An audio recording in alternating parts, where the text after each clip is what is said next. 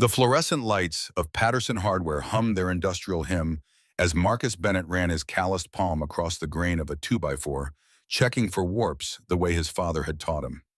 Sawdust clung to his jeans in a fine coating that marked him as clearly as any uniform, a tradesman in a world that increasingly valued degrees over skill. His daughter Lily crouched beside him in the lumber aisle, 8 years old and already able to spot a twisted board from 3 feet away, humming tunelessly the way her mother used to when concentrating on a task. That familiar ache settled behind his ribs, the one that came whenever he noticed how much of Sarah remained in their daughter, despite 2 years of absence. The phoenix tattoo on his left wrist caught the overhead light as Marcus marked measurements with a carpenter's pencil, its wings spread in eternal ascent from stylized flames. He tugged his sleeve down from habit, covering the design that had once meant everything and now felt like a scar that refused to fade. Some mistakes you could sand away. Others branded themselves into your skin and waited there, patient as wood rot, for the exact wrong moment to remind you they existed. A small voice cut through the Saturday afternoon murmur of power tool demonstrations and paint color consultations, clear and certain in a way that made grown men's hearts stop. "Excuse me, sir, my mother has a tattoo exactly like yours." Marcus froze mid-measurement, the pencil slipping from fingers that suddenly forgot how to grip. The box of 3-inch deck screws he'd been holding hit the concrete floor with a metallic scatter, ball bearings of possibility rolling away in every direction.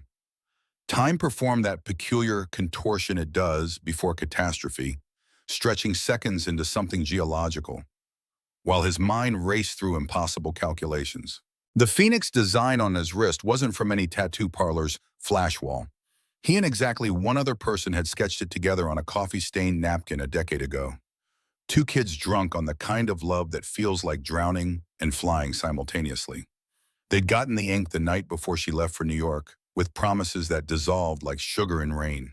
3 weeks later, she had stopped answering his calls, blocked his number, and vanished so completely he sometimes wondered if he'd imagined the entire relationship.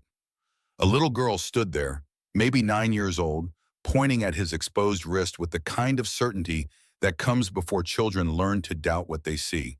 She wore a navy dress with a white Peter Pan collar that probably cost more than his weekly grocery budget, her dark curls escaping from a Burberry headband in a way that suggested someone had styled them carefully that morning. Patent leather shoes reflected the fluorescence without a scuff mark visible, and her posture held a trained quality, shoulders back, chin level, weight distributed evenly, like someone had taught her that presentation mattered more than comfort. But her eyes were his exact shade of hazel green, the color Sarah used to call sea glass after a storm, and they studied him with an intensity that felt like recognition. Lily tugged at his sleeve with confusion creasing her freckled face. "Dad, that girl's staring at us." Marcus glanced up properly then, taking in the full picture of wealth and isolation the child presented. The dress wasn't just expensive, it was the kind of expensive that came with boarding school uniforms and trust fund meetings. Her hands were clean in a way that suggested she'd never helped her father sand a cabinet or paint a fence. Never learned that dirt under your fingernails meant you'd built something worth having. Lily, never one to let awkwardness fester, waved with the easy friendliness of a child raised on playgrounds and public schools. "Hi, I'm Lily. Do you need help finding something?"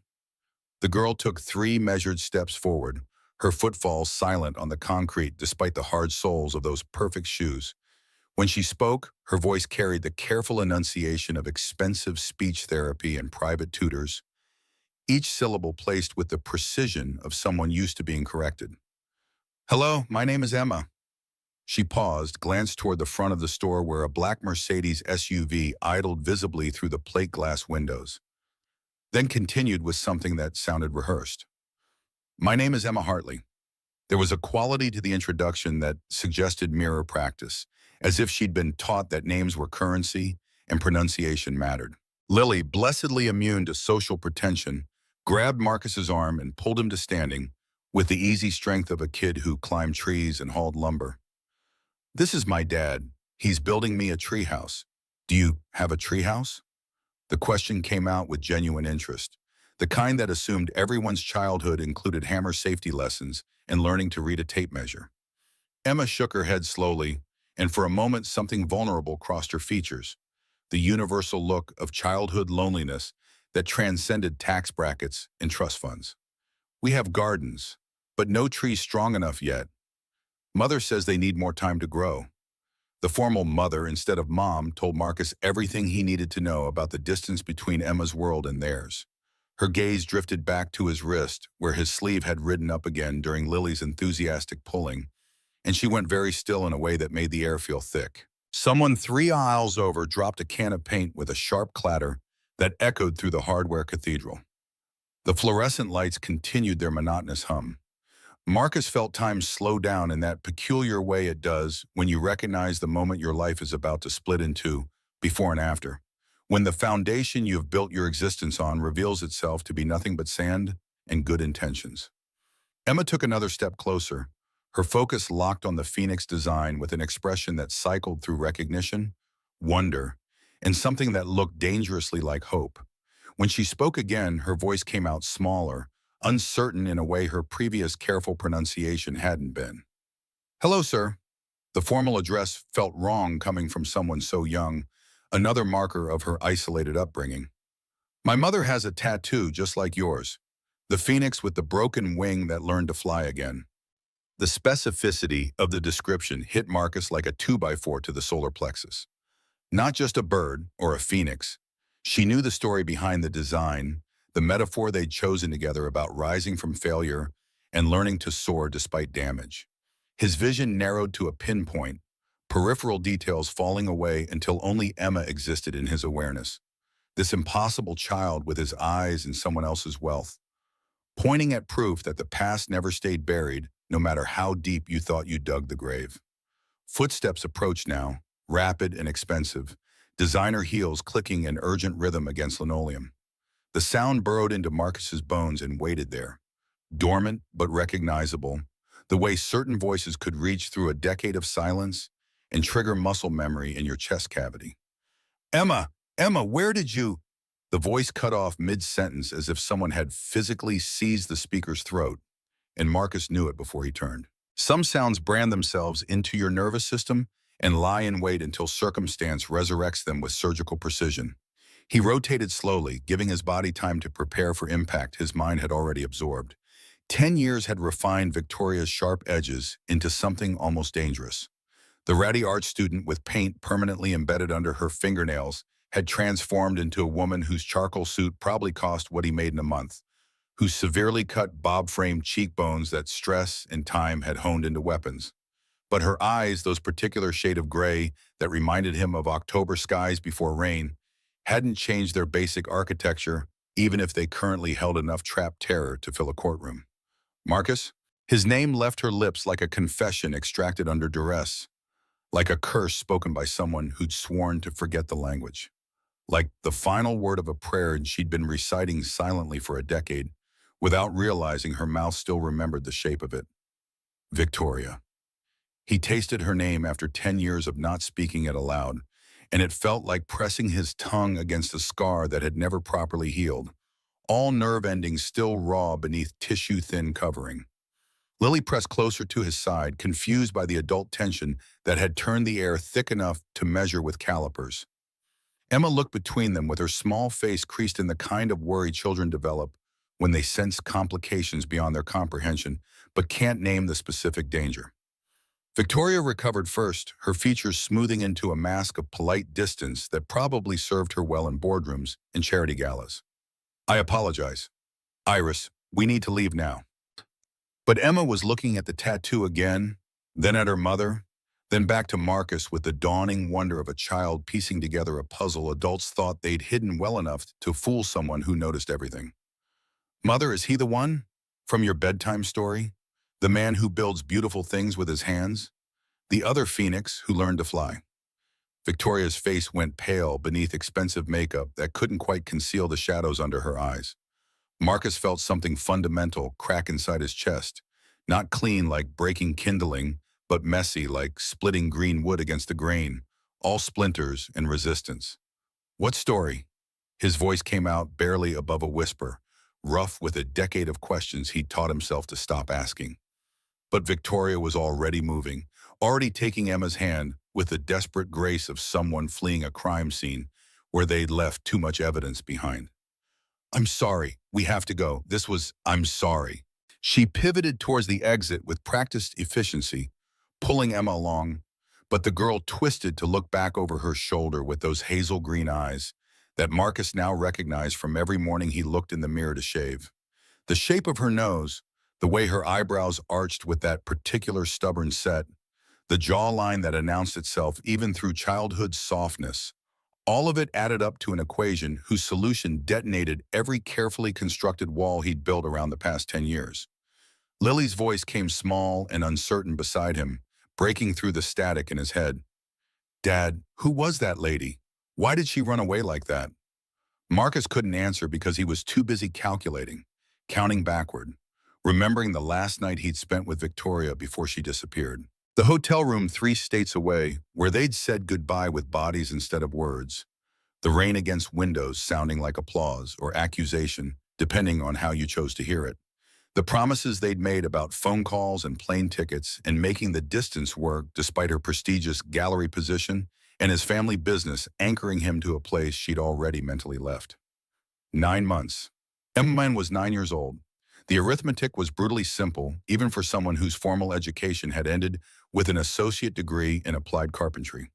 Conception would place them at December 2015, which aligned perfectly with that final weekend together, with the tattoos still fresh and tender on their wrists, with the naive belief that matching ink meant something permanent in a world where permanence was just another comfortable lie people told themselves. The implications weren't just apocalyptic, they were surgical in their precision, cutting through every assumption he'd built his life around with the clean efficiency of a sharp blade against softwood. Marcus moved through the next 3 days in a fog so thick it felt physical, his hands performing familiar tasks while his mind spun in useless circles like a drill bit against metal it couldn't penetrate. He finished the treehouse measurements with Lily chattering beside him about school and friends and whether pink or purple paint would look better on the platform they'd be building. He guided her through homework with the patient repetition of someone who'd learned that fractions made more sense when you demonstrated them with actual woodcuts. He prepared meals he barely tasted, going through motions that muscle memory handled, while his conscious mind remained stuck in that hardware store aisle, watching Victoria flee like he represented some kind of existential threat. The phoenix tattoo on his wrist caught his attention at odd moments, while washing dishes, while measuring cabinet angles in his workshop, while lying awake at 3 in the morning, staring at ceiling shadows that looked like accusations. He'd gotten the design with Victoria when they were 26 and stupid enough to believe love conquered geography and ambition. 2 kids who thought matching tattoos meant forever without understanding that forever was a luxury neither of them could afford. She'd left for that gallery position in New York the next day with promises that dissolved faster than the swelling around their fresh ink. He'd offered to follow, to relocate his entire existence for her, but she'd refused with logic that had made sense at the time. His life was here, his family's carpentry business was here, his roots went too deep to transplant on a whim. 3 weeks later, the phone call stopped. The texts went unanswered. Her social media accounts disappeared overnight like she'd been erased from digital existence by some algorithm designed to remove inconvenient history. So Marcus had done what people do when catastrophe visits without explanation. He'd grieved with the confused intensity of someone losing a limb they didn't know they could function without. He'd moved forward because staying still felt like drowning. He'd met Sarah 6 months later at a woodworking exhibition where she'd admired a rocking chair he'd built, and they'd talked for 3 hours about everything and nothing until he realized that conversation could feel like coming home instead of constantly leaving. Sarah had been steady where Victoria was storm, present where Victoria was always half absent, even when physically beside him. They'd built something real together. Marriage, mortgage, a daughter whose arrival 2 years in had taught Marcus what his father meant about love, that grounds you instead of unmooring you from everything familiar. When the cancer diagnosis came 4 years later, Sarah had fought with the quiet ferocity of someone who refused to waste energy on why me questions or dramatic pronouncements. She'd simply lived with intention until living became impossible, and she'd made him promise to continue doing the same after she was gone.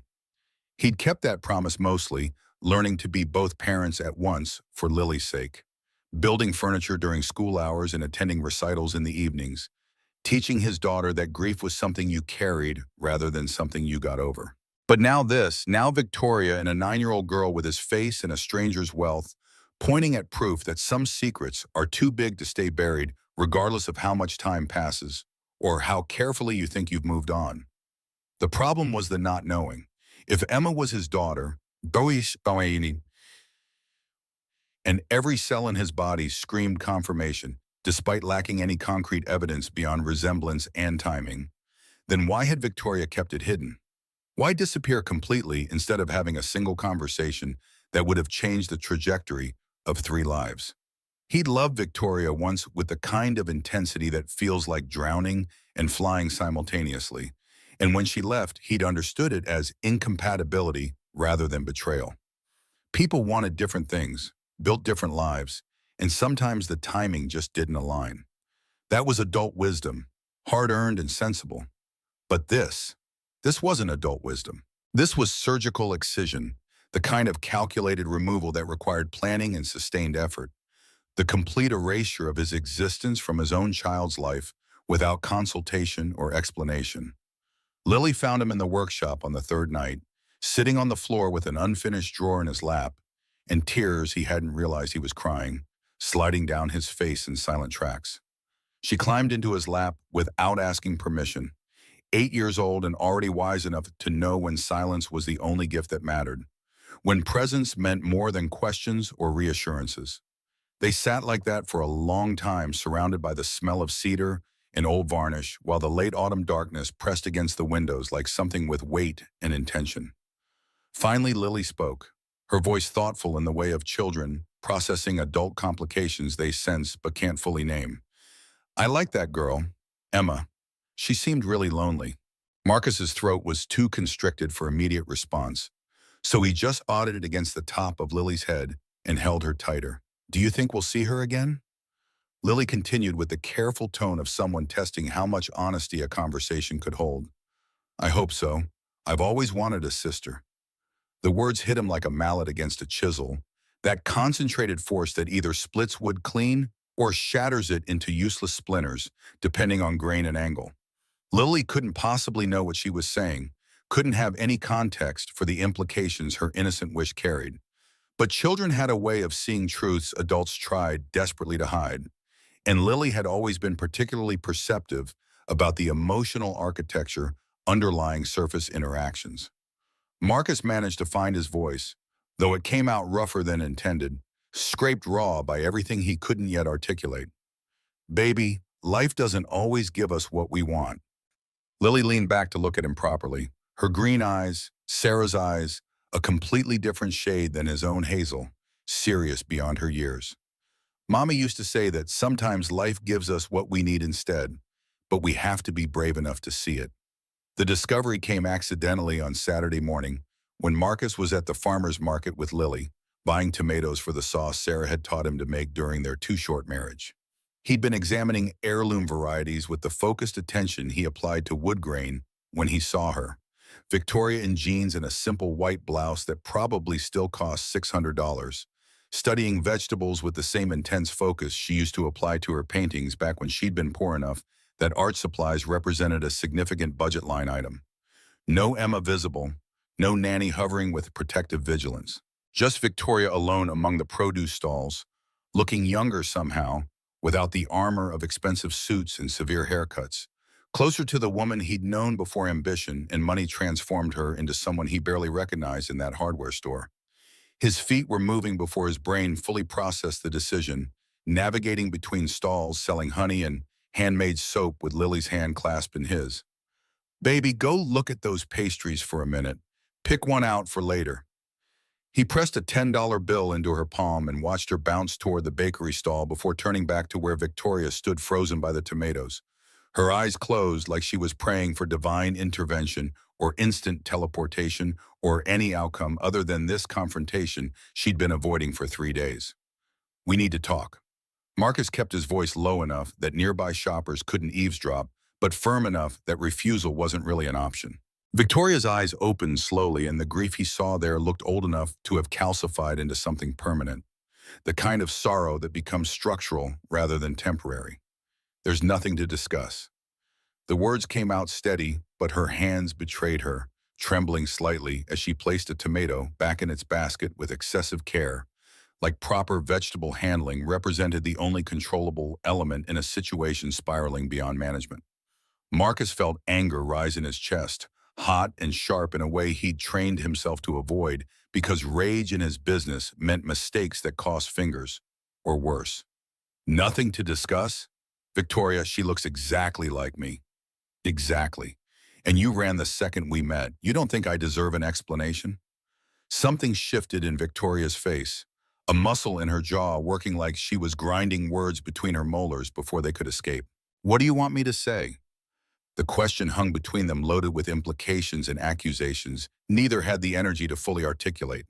An elderly woman at the adjacent stall glanced over with unconcealed interest, sensing drama in the making. Marcus lowered his voice further, stepping into Victoria's space with controlled intensity. I want you to tell me the truth. Is Emma mine? For a moment, he thought she might actually answer honestly, thought he saw her defenses crack enough to let reality through. Then her expression shuttered completely, every vulnerable element locked behind a mask that probably cost her as much to maintain as her designer wardrobe. Does it matter? You have your life, Marcus. I have mine. We're strangers who happen to shop at the same farmer's market. That's all. She tried to move past him, but Marcus shifted to block her path, not aggressively, but with enough presence that she'd have to physically push him aside to escape. Desperation made his voice raw. The tattoo, Victoria. Emma knows about the tattoo. She told me you told her stories about phoenixes learning to fly together. Something cracked in Victoria's facade, just a flash, barely visible, but he'd loved her once and still knew how to read the fault lines in her composure. Raw pain leaked through for maybe 2 seconds before she rebuilt the walls with visible effort. I need you to leave us alone. The whisper came out breaking now, careful control dissolving like sugar in water. Please, Marcus, I'm begging you. You don't understand what's at stake here. Before he could respond, before he could press for actual answers instead of cryptic warnings, Lily's voice rang out bright and clear across the market stalls, cutting through their standoff with the oblivious joy of childhood. Dad, Dad, look who I found! Marcus's heart executed a complicated arrhythmia. Lily was walking toward them hand in hand with Emma, both girls carrying paper bags from the bakery and wearing matching grins that suggested they'd bonded over croissants and shared loneliness in the way children could when adults stopped interfering. Emma, I can't believe you're here. Her nanny brought her to get bread. Can she come play at our house? Please? Emma looked up at Victoria with those hazel green eyes, his eyes, undeniably and obviously his eyes, filled with such hopeful longing it made Marcus's chest constrict. Mother, can I? Lily says they're building a treehouse. I could help. Victoria looked between the two girls and Marcus watched 10 years of carefully constructed wall crumble in real time with visible structural failure. Her shoulders sagged first, then her breathing shortened, and when she finally met his gaze, he saw surrender there, mixed with terror and something that might have been relief struggling against better judgment. 1 hour. Her voice barely carried across the space between them. You can visit for 1 hour. Then Catherine comes to collect you. Emma let out a whoop of delight that sounded so much like Lily's particular brand of unfiltered joy, it was almost physically painful. As the girls ran ahead toward Marcus's truck, chattering about tree houses and whether pink or purple paint looked better for castle walls, Victoria grabbed his arm with fingers that felt cold even in the warm morning air. Marcus, She stopped, swallowed hard, tried again with visible effort. There are things you don't know, things I can't explain yet. But please, please be careful with her. She's more fragile than she seems.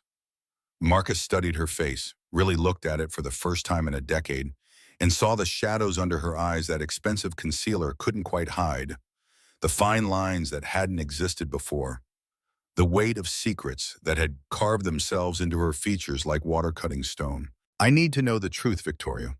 Whatever it is, whatever happened 10 years ago, I need to know. She held his gaze for a long moment, and he watched her fight with herself, saw the instant she made some internal decision that cost her visible effort. Come to my house tonight, after the girls are asleep. I'll tell you everything. She pulled out a business card, thick expensive stock that read Victoria Hartley, CEO, the Hartley Foundation, and wrote an address on the back with handwriting that had become more controlled than the loose artistic scrawl he remembered. 8 o'clock. Come alone. The hour with the girls was simultaneously wonderful and agonizing in ways Marcus couldn't have predicted. Harper and Emma clicked immediately, their laughter filling his backyard as they helped measure lumber for the treehouse platform with an enthusiasm that transcended their different upbringings. Emma had clearly never used a hammer before. Her grip was all wrong, her swing tentative, but she approached each nail with the serious concentration of someone used to mastering difficult things through sheer determination and repetitive practice. She asked careful questions about measurements and weight distribution with vocabulary more advanced than Lily's.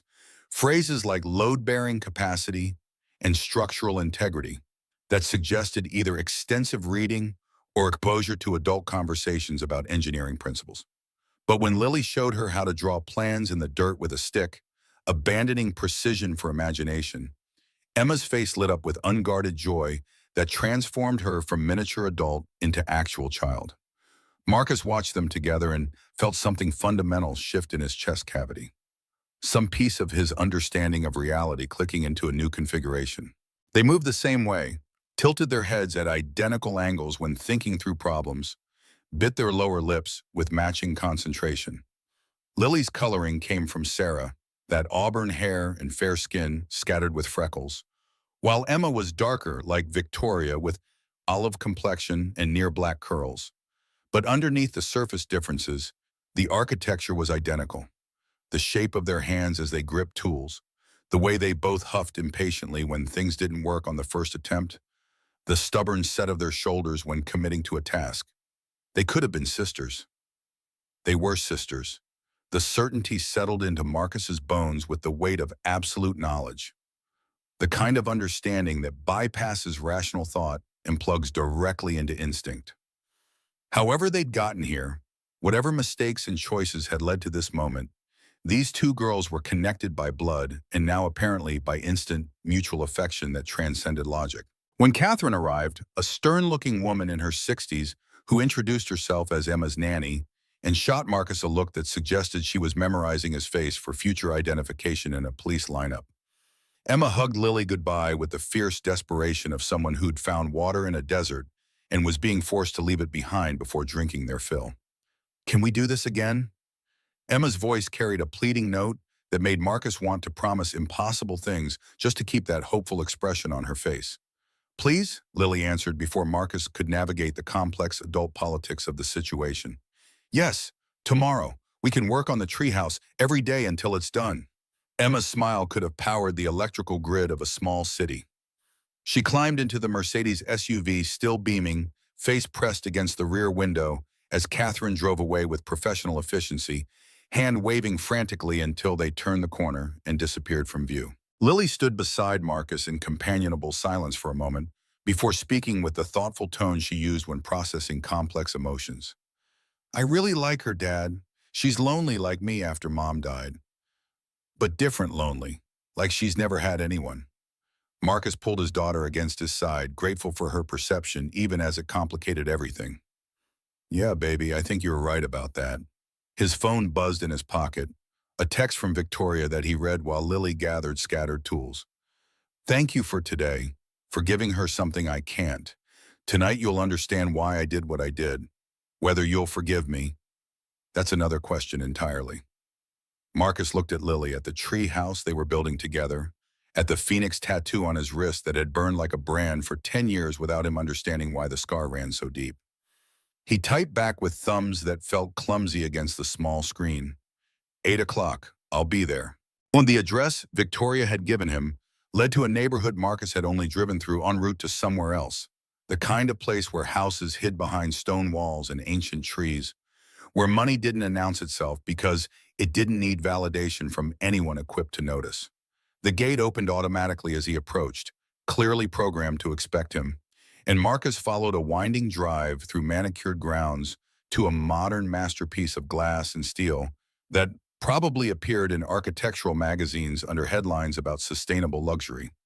This wasn't gallery curator money. This wasn't even successful career money. This was generational wealth, the kind that came with trust funds and board positions and lawyers who specialized in protecting assets from people who might deserve access. The confirmation settled into his stomach like concrete. Victoria answered the door herself, barefoot in jeans and an oversized cashmere sweater that probably cost what he made in a week, but looked comfortable rather than performative. Her hair hung loose around her shoulders in a way he hadn't seen since college. And for a disorienting moment, she looked younger, closer to the woman he'd known before money and secrets transformed her into someone he barely recognized. "Come in. Emma's asleep. Third floor. She won't hear us." Victoria stepped aside to let him enter a foyer that was more art gallery than home, with soaring ceilings and carefully curated paintings Marcus recognized from museums. Actual Rothkos and Basquiat's and O'Keeffe's, not reproductions. Sculptures that probably cost more than his house occupied strategic positions like sentries guarding against intrusion. She led him through the architectural marvel to a study lined with first edition books, poured them both whiskey from a crystal decanter without asking if he wanted it, and handed him a glass with fingers that shook despite her visible attempts at control. They stood like that for a moment in loaded silence, while the weight of 10 years pressed down on the space between them with measurable force. Finally, Victoria spoke, her voice flat with the careful control of someone who'd rehearsed these words until they became divorced from emotion. Her name is Emma Catherine Hartley, born March 14, 2016, at Presbyterian Hospital in New York City. She likes mathematics and art in equal measure, plays violin at pre-conservatory level, speaks English, French, and Italian, has never had a birthday party with more than 2 other children present. She paused, took a long drink of whiskey, continued with mechanical precision. She's also never met her father, has no idea who he is, and I've spent 9 years making absolutely certain it stayed that way. The words were clearly designed to hurt, and they succeeded with surgical precision. Marcus set his untouched whiskey down because his hands were shaking too badly to hold glass safely. Why? It was the only question that mattered, the singular word that contained every other interrogation he could possibly construct. Victoria finally turned to face him fully, and the raw anguish in her expression made him take an involuntary step forward before he caught himself. "Because telling you would have destroyed everything, for both of us, for all of us." She set down her own glass and wrapped her arms around herself, suddenly looking small in the oversized sweater, despite the massive room and wealth surrounding them.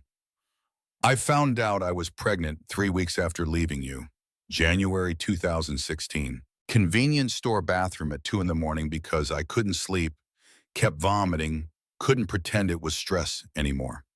Her voice cracked slightly, and she paused to collect herself with visible effort. "I sat on that filthy floor with the test in my hand and thought about calling you. God, Marcus, I had my phone out 100 times. But then I did what I always do when facing impossible decisions. I researched. I looked you up online, checked your social media for the first time since leaving because I'd been avoiding it like touching a fresh burn." She met his eyes, and hers were swimming now with tears she was fighting to contain. "You were with Sarah. There were photos from that woodworking exhibition. The way you looked at her, Marcus, so at peace, so fundamentally happy in a way you never looked with me. And I knew it was real." Marcus felt like the floor had dropped away, leaving him suspended over nothing by force of will alone. "You were pregnant with my child and didn't tell me because I'd started seeing someone?" The anger in his voice was sharp enough to cut, but underneath it was something more complicated. Because he remembered those early days with Sarah, and Victoria wasn't entirely wrong about what she'd seen. Victoria laughed, but it came out bitter and broken. "Not just seeing someone. You'd found what you needed, what I could never give you. Sarah was everything I wasn't, steady, present, content with a life that had roots instead of wings. I was chaos and ambition, and I would have pulled you away from everything that anchored you to sanity. I would have demanded you choose between me and the business your grandfather built, between our child and the life you'd carefully constructed. She pressed the heels of her hands against her eyes, like she could physically push the tears back into whatever reservoir she'd been storing them in for 9 years. So I made a calculation. Cold and practical, and I've lived with the guilt of it every single day. But Marcus, look at what Emma has. Look at what Lily has. They both got childhoods without their parents destroying each other over custody arrangements and money and divided loyalties. I gave you permission to love Sarah completely, to build something real without me hanging over it like a ghost you couldn't quite exorcise. That was my gift to you, however brutal the wrapping. The silence that followed pressed against Marcus's eardrums with physical weight. Victoria stood across from him in this fortress of wealth she'd built from choices that excluded him, and he understood with sudden clarity that forgiveness wasn't a binary switch, but a complicated negotiation between what hurt and what made terrible sense when examined from enough angles. You decided for me. His voice came out quieter than intended, drained of the anger that had sustained him through the drive here. You took away my choice completely. Victoria nodded slowly, accepting the accusation without defense. I know. I've carried that guilt like a second skeleton. All these bones I can't shed no matter how much therapy I pay for or how many times I tell myself it was the right decision. Marcus crossed to the window overlooking grounds that probably required a full-time landscaping crew, putting distance between them while his mind processed implications that kept multiplying like compound interest. You said there were things I didn't understand, things at stake, so tell me the rest because this, he gestured at the study with its first editions and original art. This isn't gallery curator money. You said your family had wealth, but you were trying to build something separate from it. What changed? Victoria refilled both their glasses, despite neither having finished the first pour, buying time with ritual. My father died 6 months after Emma was born. Heart attack while reviewing quarterly reports. Very on-brand for a man who treated emotions like accounting errors to be corrected. He left me everything. The Hartley Foundation, $200 million in liquid assets, real estate holdings across 3 states, art collections that museums begged to borrow. She returned to her chair with movements that suggested bone-deep exhaustion rather than physical grace. But there were conditions. Trust structures written by my father and his father before that, ironclad legal frameworks designed to control heirs from beyond the grave. They had specific requirements about suitable lineage and appropriate partnerships, because apparently even death doesn't stop wealthy men from trying to micromanage their bloodlines. The ice in Marcus's stomach spread outward toward his extremities. What kind of conditions? Victoria met his eyes with an expression that mixed shame and defiance in equal measure. If I had a child with someone deemed unsuitable, no college degree, working class background, no documented family history of achievement or wealth accumulation, I would forfeit the entire inheritance. Every dollar would be redistributed to cousins who'd already made it clear they'd dismantle everything my father spent his life building. Her hands tightened around the crystal glass. The legal team spelled it out very clearly when I called them from that bathroom floor at 2 in the morning. They had private investigators ready to assess any potential father's background, financial records going back 3 generations, verification that he met the bloodline purity standards my ancestors apparently valued more than human decency. Marcus felt his jaw clench hard enough to make his molars ache. So you chose the money over telling me I had a daughter. I chose Emma's future. The words came out fierce enough that Victoria immediately seemed to regret the volume, glancing toward the ceiling as if Emma might materialize through 3 floors and closed doors. When she continued, it was quieter but no less intense. Without that trust, I would have been a single mother working gallery jobs for $40,000 a year, scraping by in a studio apartment, unable to afford the medical care Emma needs or the education that's given her every advantage. You were building something real with Sarah, Marcus. You would have been torn between 2 families, 2 children, never fully present for either. I did the math, cold and brutal, and I've hated myself for it every day. But the equation kept coming out the same. Telling you would have destroyed 3 lives for the sake of honesty that served no one. The logic was airtight even as it made Marcus want to put his fist through the antique desk between them. Victoria had performed a cost-benefit analysis on his daughter's existence, and decided the numbers justified silence, had weighed his right to know against financial security and chosen pragmatism over transparency. The terrible part was understanding how she'd arrived at that conclusion, seeing the twisted rationality that made it almost defensible from certain angles. Did Sarah know? The question emerged before Marcus fully realized he was asking it, but suddenly he needed the answer more than his next breath. Victoria's expression shifted to something that looked like relief mixed with fresh grief. Not at first, but 3 years ago when Emma was 6, I ran into her. Medical conference in Boston. I was there for a foundation board meeting. She was there for experimental treatment trials. She paused, studying Marcus's face for reaction before continuing. She recognized me from old photos you'd apparently kept. We talked for hours in a hospital cafeteria while you were home with Lily, and I told her everything. The pregnancy, the trust conditions, the choice I'd made. Marcus's vision narrowed to a pinpoint, every sound in the room suddenly too loud. What did she say? Victoria's voice dropped to barely audible. She said he would have chosen you and the baby, and he would have spent the rest of his life wondering if he'd made the right choice, resenting one family while with the other, never fully committed to either. By not telling him, you gave him permission to love me completely without guilt. Thank you for that gift. The words landed like physical blows, each syllable a revelation that recontextualized his entire marriage. Sarah had known. For the last year of her life, during the worst of the treatments and the increasing certainty that time was running out, she'd carried this secret with the same quiet determination she'd applied to everything else. And she'd apparently blessed it, had seen Victoria's silence as protection rather than betrayal.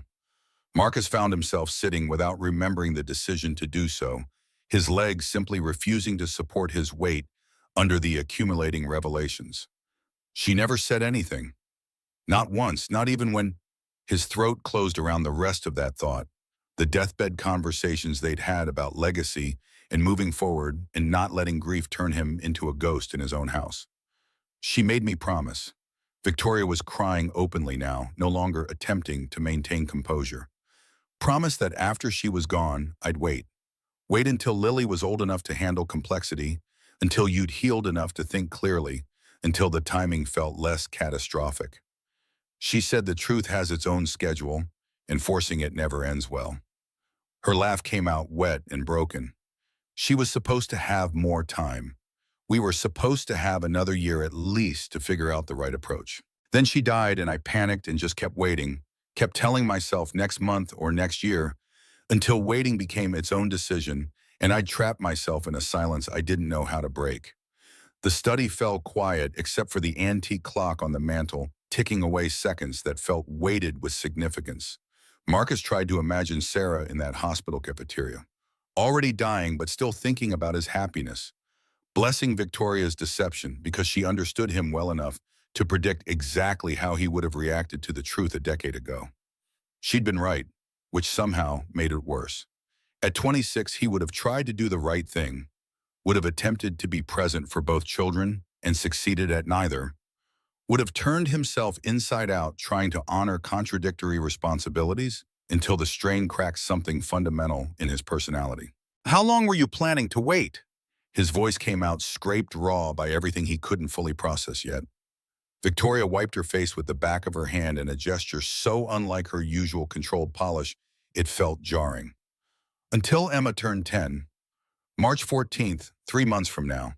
That's when the trust conditions expire. At 10, she's legally recognized as the sole heir, regardless of paternity documentation. I'd be protected, the inheritance would be secure, and I could finally tell her the truth without risking everything I'd built to provide for her.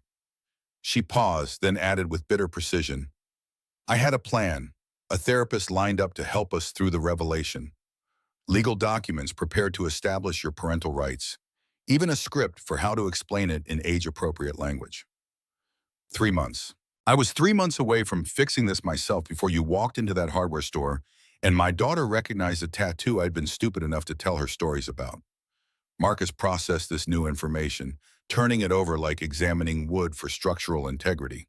You've been telling her about me, about the Phoenix. I had to give her something. Victoria's voice cracked on the admission. She started asking about her father when she was 4, wanted to know why other kids had dads who came to school events and she didn't. I couldn't tell her the truth, but I couldn't completely lie either, so I invented this middle ground. Bedtime stories about a man who built beautiful things, who had kind hands and a good heart, who would have loved her if he'd known she existed. I showed her my tattoo and told her that somewhere in the world was a person with a matching one, someone who carried a piece of her in his heart without knowing it. She closed her eyes. It was the only truth I could give her, and it's haunted me every single night since. Marcus stood abruptly, the need for movement overwhelming his ability to remain still. He paced the length of the study while Victoria watched with an expression that suggested she was calculating the distance to exits. There's more. You said there were things at stake. Plural, what else? Victoria hesitated, then retrieved a manila folder from the desk drawer with the careful handling of someone carrying evidence of their own failures. Emma has a genetic condition, benign so far but requiring monitoring. The doctors have been asking for complete family medical history for 2 years now, paternal lineage specifically, and I've been stalling because I couldn't provide documentation without revealing you existed. She opened the folder to medical records dense with terminology Marcus didn't fully understand. Genetic cardiac arrhythmia. Right now, it's managed with regular checkups and activity restrictions. But if it progresses, they need to know your family's cardiac history to plan appropriate interventions. The words penetrated through Marcus's anger and hurt to trigger a different kind of alarm entirely. My grandfather died of sudden cardiac arrest at 52. My father has a pacemaker, has had it since he was 48. He watched color drain from Victoria's face with something like satisfaction that immediately curdled into shame. You've been treating her blind, letting doctors make decisions without crucial information because you were too scared to tell the truth.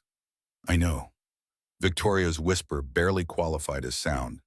I know, and it's kept me awake more nights than I can count, running through worst-case scenarios where something happens, and I can't give them the information they need to save her. But the trust conditions meant... She stopped, seemed to recognize how hollow the excuse sounded even to herself. There's no justification. You're right, I was scared, and I made decisions that prioritized money over Emma's well-being, and I will carry that failure until I stop breathing. Marcus closed the folder with more force than necessary. We're telling her. Soon. Not in 3 months when it's convenient for your legal protections. Soon. She deserves to know who her father is, and I deserve to be her father, and Lily deserves to know she has a sister. Victoria nodded slowly, something that might have been relief crossing her exhausted features. I agree, but Marcus, there's one more thing. She pulled out a different document, this one clearly prepared by lawyers based on the dense text and official letterhead. There's a deadline clause I haven't mentioned. If Emma doesn't have documented paternity by her 10th birthday, half the trust goes to a foundation for heir identification research. Basically my father's way of ensuring bloodline purity even posthumously. We have until March 14th to establish legal guardianship or Emma loses $100 million that's rightfully hers. The revelation should have shocked him, but Marcus found he'd exceeded his capacity for surprise, had reached some threshold where additional complications just became background noise to the central impossibility of the situation. So we're on a clock, 3 months to tell our daughters that everything they thought they knew about their family is wrong, to establish legal paternity, to somehow make this massive disruption feel like anything other than betrayal. I know how it sounds. Victoria stood as well, closing the distance between them with tentative steps. I know you have every right to hate me, but Marcus, I loved you. Past tense and present tense and every tense in between. I loved you enough to let you go because I knew what staying would cost you. That's not an excuse. It's what I tell myself when the guilt becomes unbearable.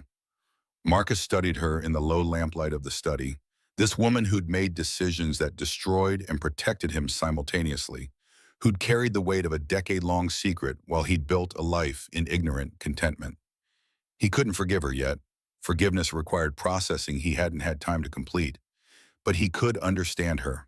And understanding felt like a dangerous first step towards something neither of them was ready to name. Tomorrow. His voice came out firm despite the chaos in his head. Tomorrow, we start figuring out how to co-parent a daughter I just discovered 3 days ago. We build trust, establish routines, let the girls spend time together so when we drop the truth, it doesn't feel like their world is ending.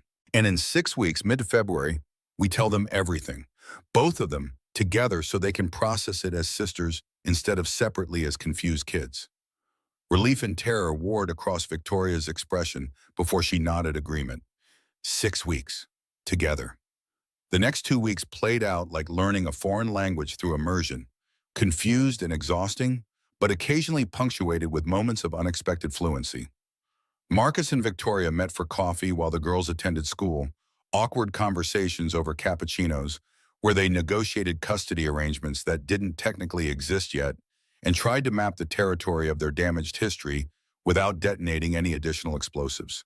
They texted throughout the day with updates that started professional and gradually accumulated personality. Victoria would send photos of Emma practicing violin with commentary about the pieces giving her trouble.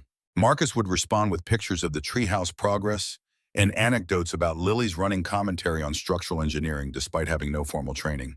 Small things, but they built scaffolding that might eventually support more weight. The first official playdate happened on a Friday afternoon when Emma came to Marcus's workshop after school with Catherine hovering like a Secret Service agent assigned to protect national assets. Emma studied the tools with fascination that transcended her sheltered upbringing, asking questions about grain patterns and wood species with vocabulary that suggested extensive independent reading. Marcus taught her to sand properly, safe work that couldn't result in injury even with enthusiastic incompetence, and watched her approach the task with focused determination. "You always this serious about new skills?"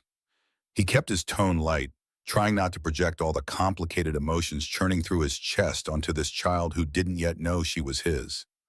Mother says anything worth doing is worth doing correctly. Emma's response came automatically, clearly a phrase she'd heard repeatedly. Then she paused, seemed to reconsider. "But Lily says sometimes it's okay to just try things for fun, even if you're bad at them. I'm not sure which is right." The dichotomy between Victoria's perfectionism and Lily's easy comfort with failure told Marcus everything about how differently his two daughters were being raised. Both are right, actually. Some things need precision, like building load-bearing structures so they don't collapse and hurt people. But other things are better when you just experiment and see what happens. The trick is knowing which kind of situation you're in. Emma considered this while sanding with methodical strokes, then asked with the careful casualness of a child testing boundaries. "Did you build everything in your house?"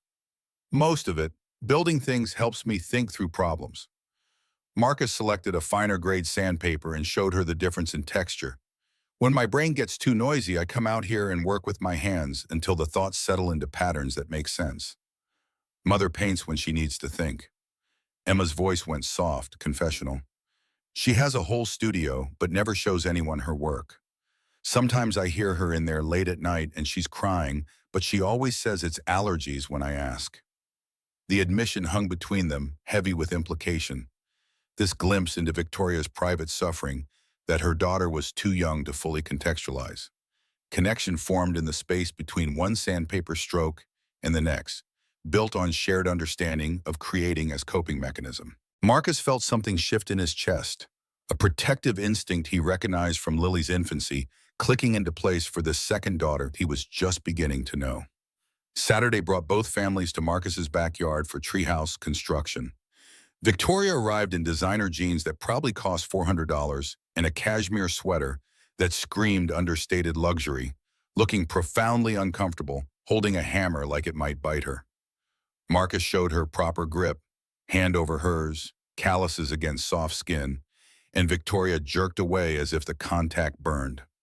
Tension crackled between them while the girls collaborated on flag designs for their Fortress Castle hybrid, oblivious to the adult complications unfolding 3 feet above their heads. Lily wanted pink, Emma lobbied for purple, and they eventually compromised on both in a pattern that satisfied neither, but demonstrated developing negotiation skills. "You're hovering." Marcus kept his voice low enough that only Victoria could hear while they watched the girls sketch in the dirt. "Let her get messy. A little dirt won't damage her permanently." She has a violin lesson in 3 hours. If she breaks a finger, Victoria caught herself, seemed to hear how paranoid the statement sounded. I know. I know I'm overprotective, but she's all I've had for 9 years. If something happens to her because I was careless, then we'd handle it the same way every parent handles their kid getting hurt, with bandages and ice cream and the knowledge that children are remarkably resilient when we let them be. Marcus stepped back to give her space, recognizing the fear beneath the control. She won't learn to trust her own capabilities if you never let her test limits. Victoria's jaw worked like she was chewing a response too complicated to articulate, but she stepped back incrementally and let Emma hammer a nail without supervision. The nail went in crooked, but Emma's whoop of triumph made Victoria smile despite her obvious anxiety about potential injury. Monday evening brought the first family dinner at Marcus's house. Nothing fancy, just spaghetti and salad, but the domesticity felt both familiar and surreal. Victoria arrived with wine expensive enough to make Marcus wince, and they navigated conversation like diplomats from nations with complicated histories. The girls interrupted awkward silences with easy chatter about school and friends and which superhero would win in a fight between Captain America and Thor, blessedly unaware of the weight their parents were carrying.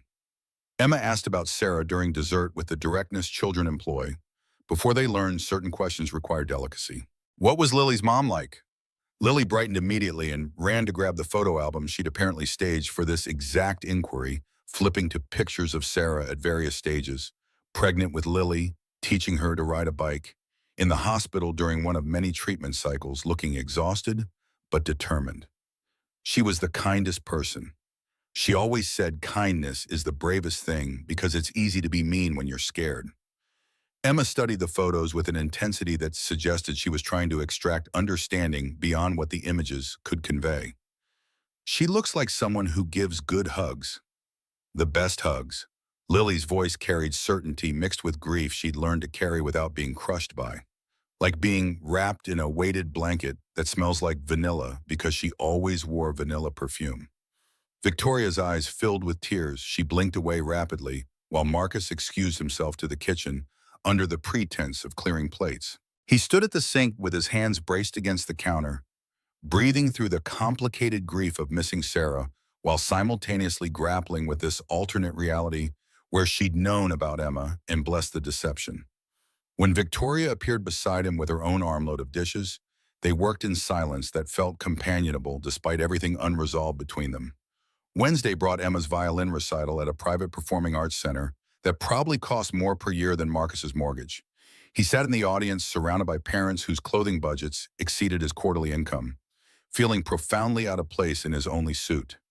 Emma played Vivaldi's Winter with technical perfection that would impress professionals, but emotional distance that suggested she was performing rather than feeling the music. Afterward, he found her backstage and pulled her into a hug before his brain caught up to the presumption of the gesture. She stiffened initially, clearly unaccustomed to physical affection from anyone except possibly Victoria, then melted into him with a sigh that sounded like relief mixed with confusion. That was beautiful. You've obviously worked incredibly hard. Marcus kept his voice gentle, trying not to broadcast the intensity of what he was feeling to a 9-year-old who couldn't contextualize it yet. Mother says technique is more important than emotion. Emma's response came muffled against his chest.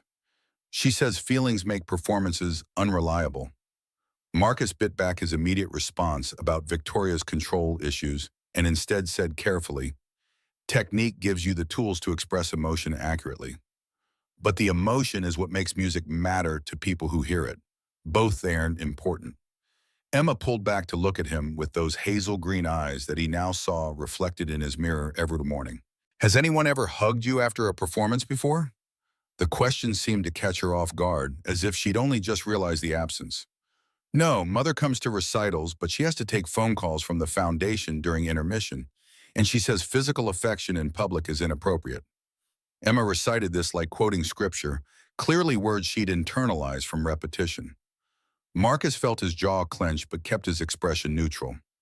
Well, if it's okay with you, I'd like to make it a regular thing. Hugging you after performances, I mean.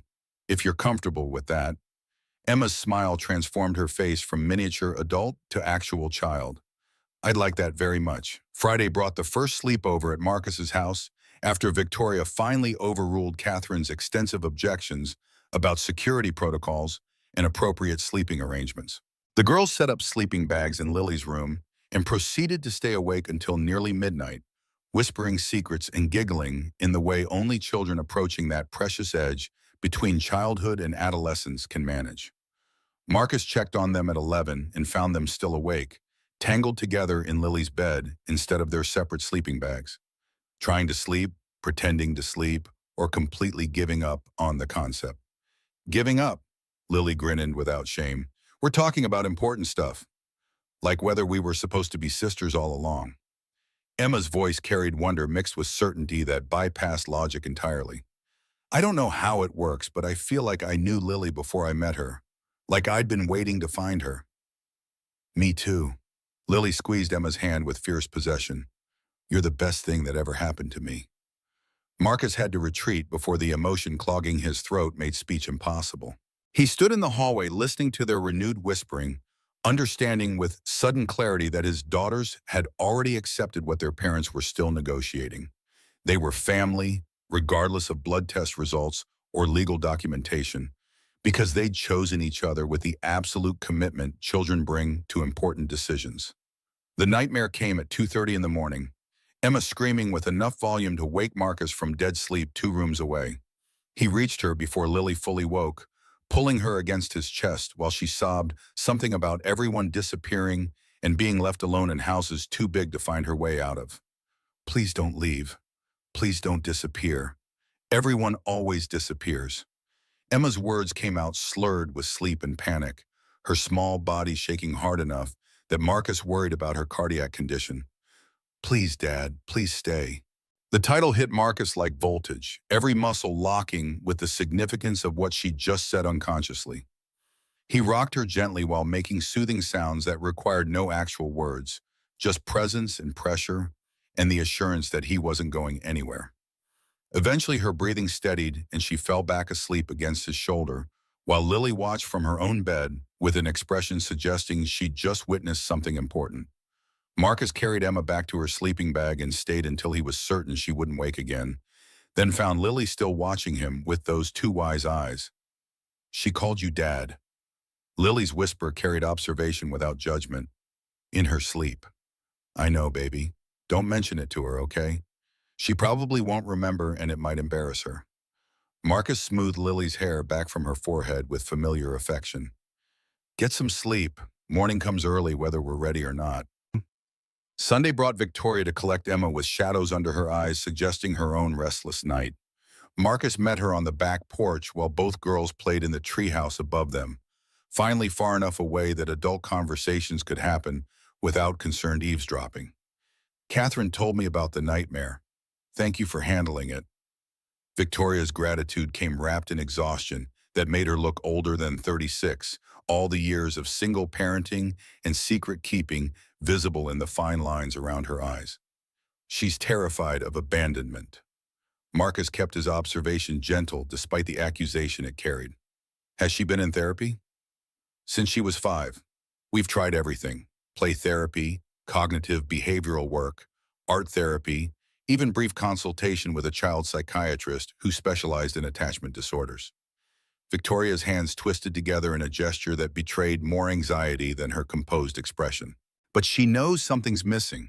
Children are perceptive like that. They can sense the holes in their story even when you're careful to construct seamless narratives around the absence. The admission hung between them while leaves rustled overhead and Emma's laughter drifted down from the treehouse. Marcus wanted to tell Victoria about the title Emma had used unconsciously, but something held him back. A sense that the information was fragile and premature, needed more time to develop before exposure to adult interpretation. Why didn't you ever marry?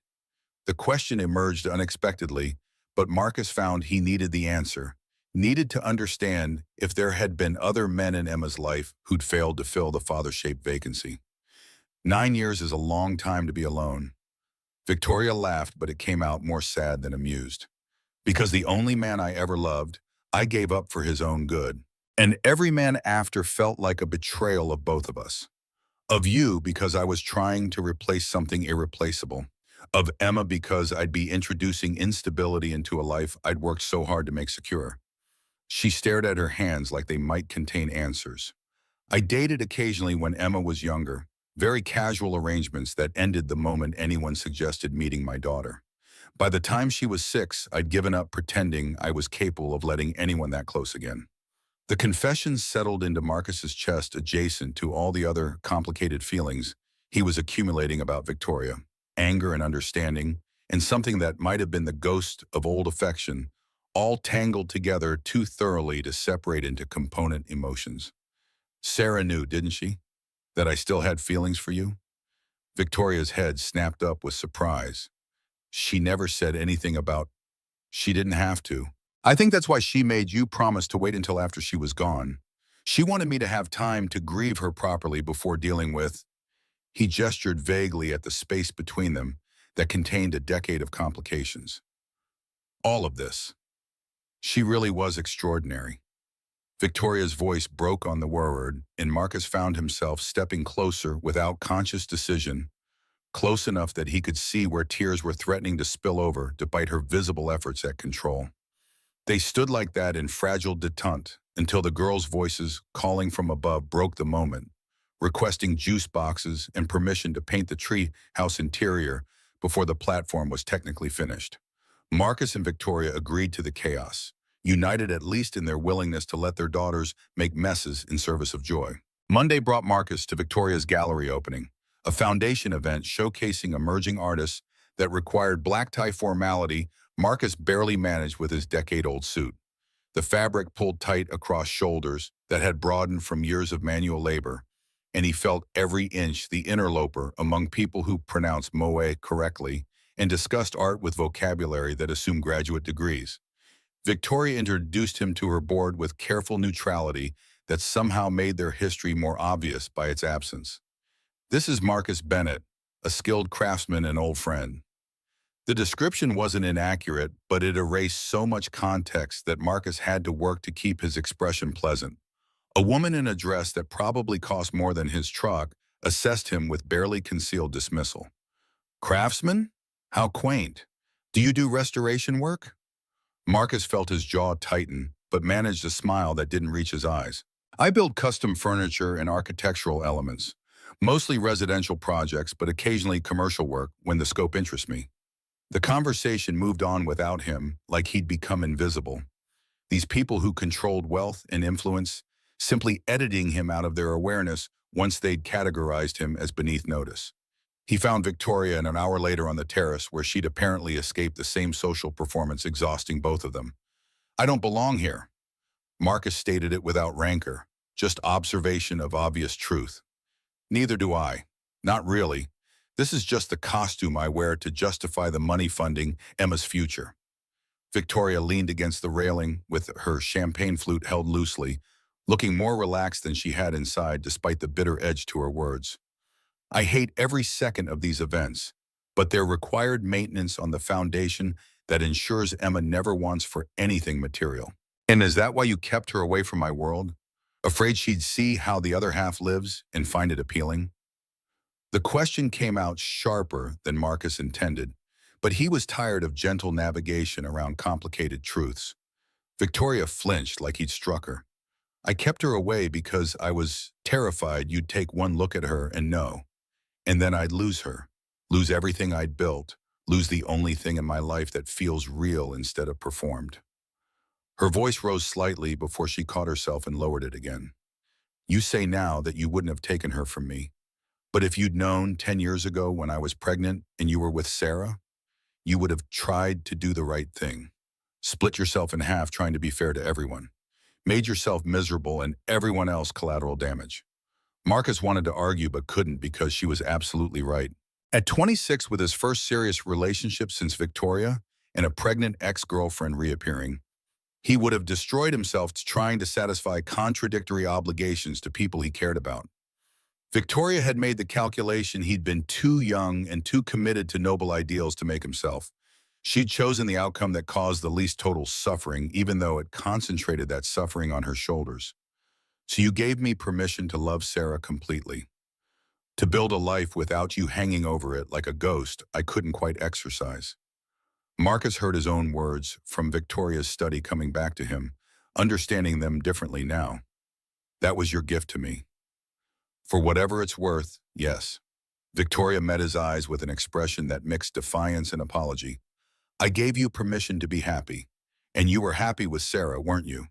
Before the cancer, you built something good and real and uncomplicated by divided loyalties. Marcus thought about his marriage, about the years with Sarah that had felt complete in ways his relationship with Victoria never managed, about Lily's arrival and the expansion of his understanding about what family could mean. Victoria wasn't wrong. He'd loved Sarah with a settled certainty that contrasted sharply with the chaos of his feelings for Victoria, had built stability that probably wouldn't have survived the stress of shared custody with an ex who lived across the country. We need to tell them soon. Marcus shifted the conversation deliberately away from the past toward the more immediate crisis. Mid-February, like we discussed, give ourselves time to establish co-parenting routines before we drop the revelation. Victoria's face cycled through several emotions too quickly to catalog before settling on something that looked like acceptance mixed with profound anxiety. 6 weeks from now, February 14th. Valentine's Day? Marcus couldn't help the slight smile at the absurdity. Why not? Might as well lean into the melodrama of emotions and family reveals. Victoria's response carried dark humor that reminded him of the woman he'd known before wealth and secrets transformed her. We'll do it at your house. Neutral territory that's less intimidating than this. She gestured at the gallery behind them, full of original art worth more than most people earned in lifetimes. We tell them together, answer questions as unified parents, and hope that their obvious affection for each other cushions the blow. They shook on it there on the terrace, a formal agreement between two people negotiating the terms of revealing their own failures to the children those failures had created. Marcus felt the shake linger half a second too long, Victoria's palm warm against his, before they both withdrew and pretended the moment hadn't carried significance beyond its practical purpose. Friday brought another sleepover that proceeded smoothly until Marcus checked on the girls at 10 and found them still awake with flashlights, drawing something elaborate across multiple sheets of taped-together paper. Trying to sleep? Pretending to sleep? Or art project? Art project! Both girls announced simultaneously with the eerie synchronization of people who'd known each other much longer than 3 weeks. Marcus stepped closer to examine their work, a family tree rendered in careful pencil with decorative flourishes that showed Emma's trained hand beside Lily's enthusiastic additions. His name occupied a central position, with Sarah's beside it and Lily connected below. But there was a conspicuous blank space where Emma had clearly been trying to figure out how to position her own branch without violating the established structure. We're making a family tree for school. Lily explained the obvious with the patient tone of someone humoring adults who required extra explanation. But we're not sure where to put Mom V. Mom V, the nickname hit Marcus like a hammer to the sternum. This easy diminutive suggesting intimacy neither he nor Victoria had explicitly authorized, but that the girls had apparently decided amongst themselves. Emma was still looking at the tree with a crease between her eyebrows that suggested deeper confusion than simple positioning logistics. Where should Mother go? Is she like an ant? Emma asked with the genuine puzzlement of a child trying to fit irregular pieces into a framework designed for standard shapes. Lily glanced at Marcus with an expression that suggested she had theories she wasn't quite ready to articulate, questions hovering just beneath the surface of her deliberate innocence. Marcus's phone felt heavy in his pocket with the text he needed to send Victoria, the acknowledgement that their carefully planned timeline had just collapsed under the weight of children who'd already intuited truth they weren't supposed to access yet. How about you two work on that tomorrow when you're not exhausted? Marcus kept his voice carefully neutral. It's late, and family trees are complicated enough when you're well rested. After he'd extracted promises of actual sleep attempts and closed the door, Marcus stood in the hallway with his phone in hand typing. Emma called me Dad tonight, and they're drawing family trees where placement matters. We're out of time. We need to tell them next weekend. Victoria's response came immediately despite the late hour. Okay, next Saturday. Your house, just the 4 of us. Marcus stared at the screen, then typed, This is going to change everything. Victoria, Everything already changed the moment Emma saw your tattoo in that hardware store. We're just making it official now. Marcus pocketed his phone and checked on the girls one more time through the cracked door. They'd finally settled into sleep, tangled together in Lily's bed with their family tree papers scattered across the floor, like evidence of a mystery they were determined to solve. Emma's hand clutched Lily's even in unconsciousness, holding on like she'd finally found something worth keeping after years of having everything except the one thing that mattered. Some families get built from shared DNA documented in neat genealogical records. Some get constructed from love that refuses to conform to conventional structures. And some get assembled from secrets that children see through before adults find courage to speak truth aloud, from tattoos that mark more than skin, from phoenix wings that learn to fly by burning first. The week crawling toward revelation felt like watching water boil, inevitable but interminable. Monday morning found Marcus and Victoria in a different coffee shop, one farther from both their homes where running into acquaintances seemed less likely. They hunched over cooling cappuccinos with notebooks between them, trying to script the unscriptable. We start with both of them together. Marcus drew circles on the paper that didn't connect into anything useful. No separating them, no preparing one before the other. They face this as sisters, even though they don't know that's what they are yet. Victoria's pen tapped an anxious rhythm against her cup. What if Emma feels betrayed?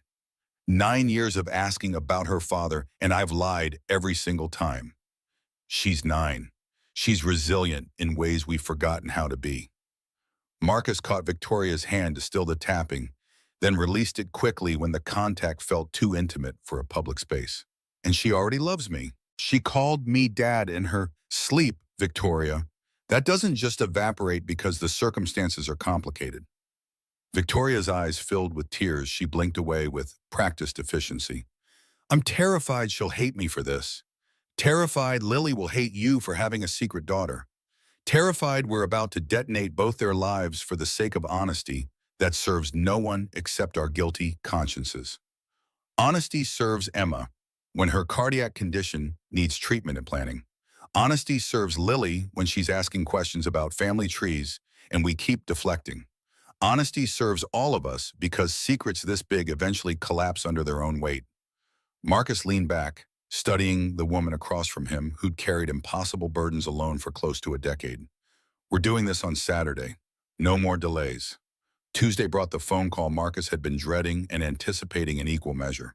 His mother answered on the second ring with the slightly breathless quality of someone who'd rushed to grab the receiver before voicemail captured it. Marcus, everything okay? You never called during work hours. Everything's fine. Well, not fine exactly. Mom, I need to tell you something, and I need you to not interrupt until I'm finished.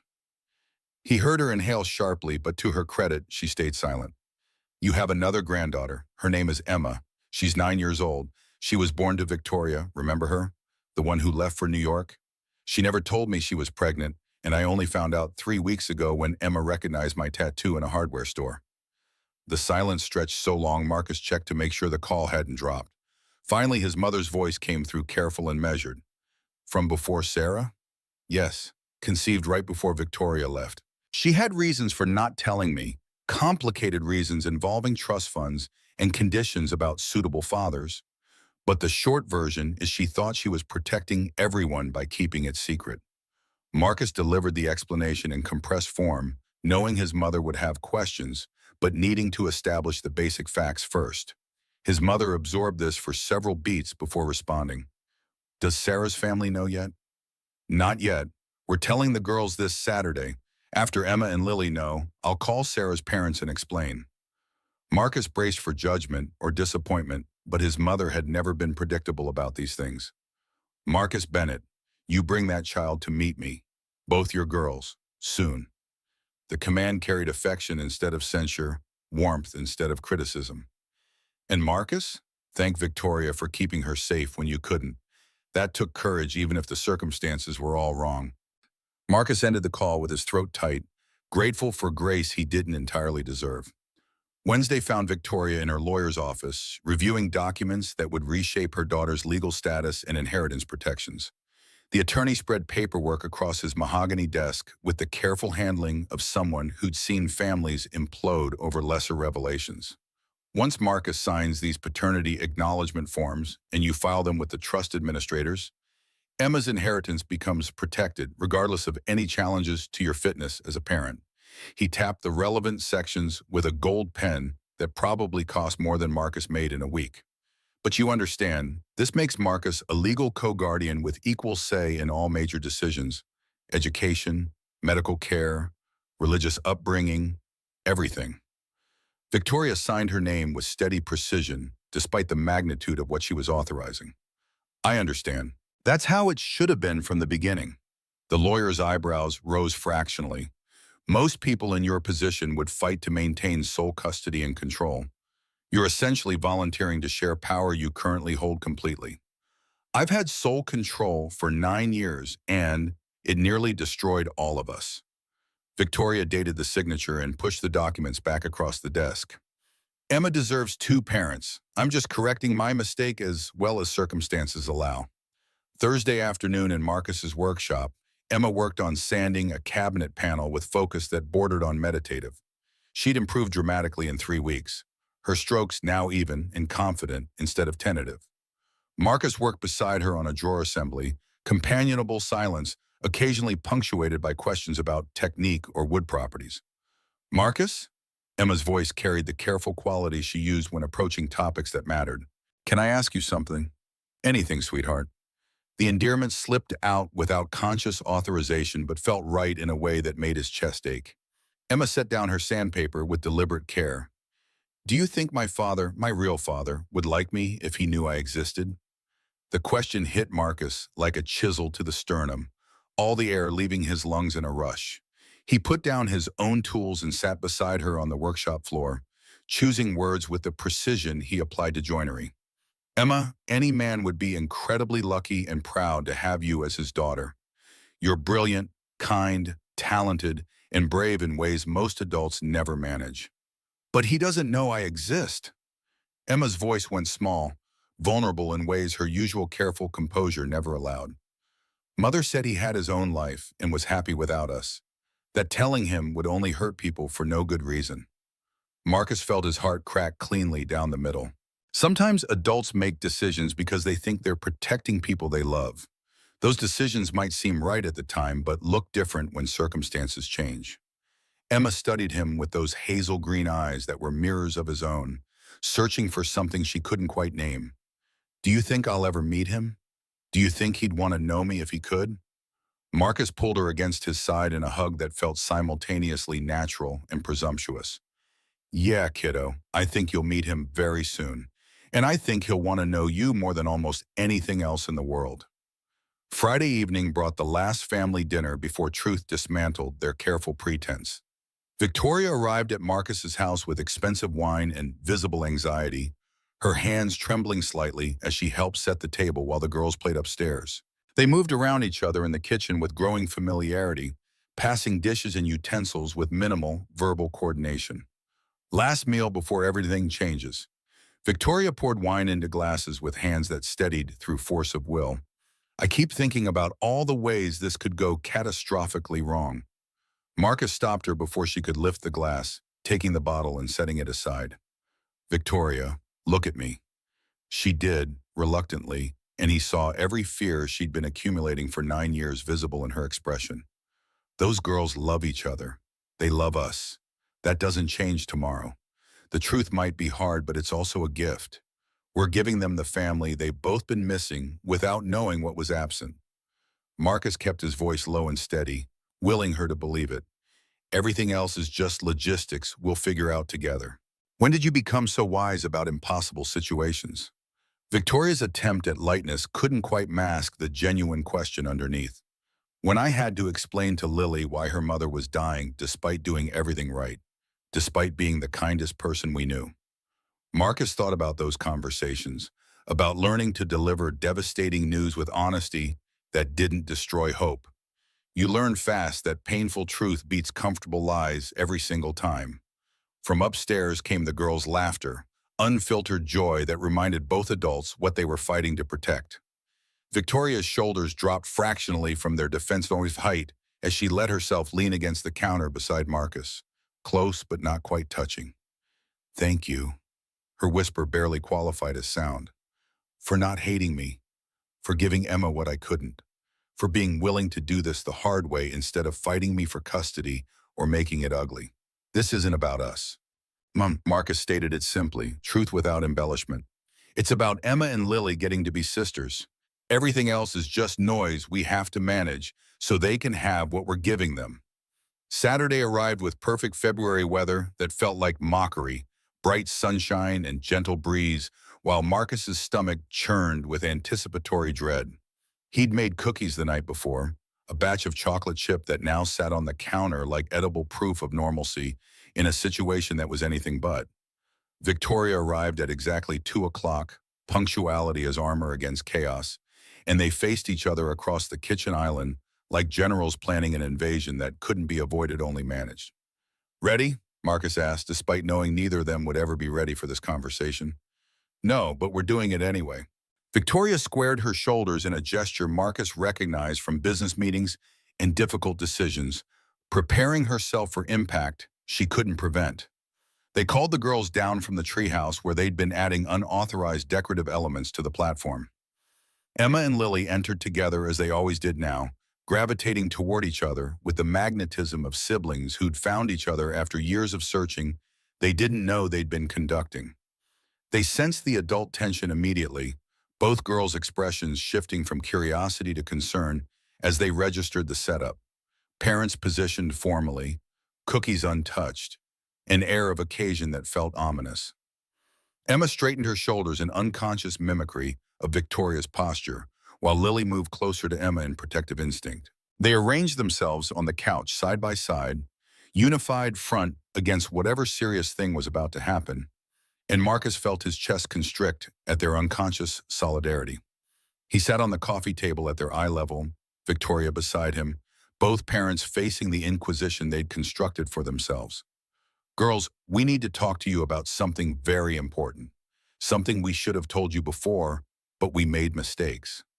Lily's eyes went wide with the particular anxiety of children who've learned that adult mistakes often impact them most severely. What kind of mistakes? With us, Victoria took over with voice that shook despite her attempts at control.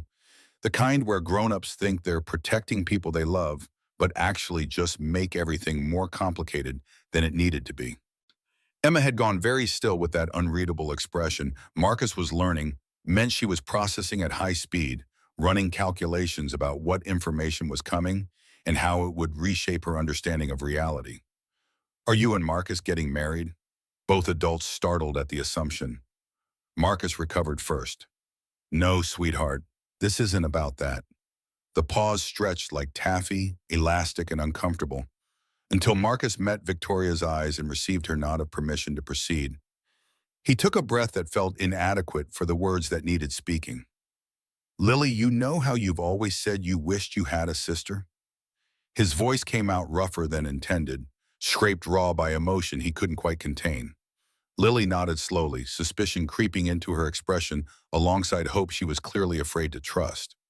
Marcus felt his throat close around the revelation, but forced the words through anyway. Well, baby, you do. You have a sister. Emma is your sister. Absolute silence filled the living room like a physical substance, thick enough to measure density and weight. Lily looked at Emma. Emma stared at Marcus. Both girls' brains visibly struggled to process information that didn't fit the frameworks they'd been given to understand their lives. Lily spoke first, her 8-year-old logic trying to construct bridges across impossible gaps. But how can Emma be my sister? She has a different mom than me. Victoria's turn now, voice shaking despite her visible efforts at composure. Emma, honey, remember the stories I told you about your father? The kind man who builds beautiful things with his hands? Emma's face began to change, cycling through confusion toward hope, towards something that looked dangerous and desperate in its intensity. Her gaze locked onto Marcus with laser focus. The man I told you about. Victoria's voice broke, but she pushed through. He's Marcus, Lily's dad. He's your father too.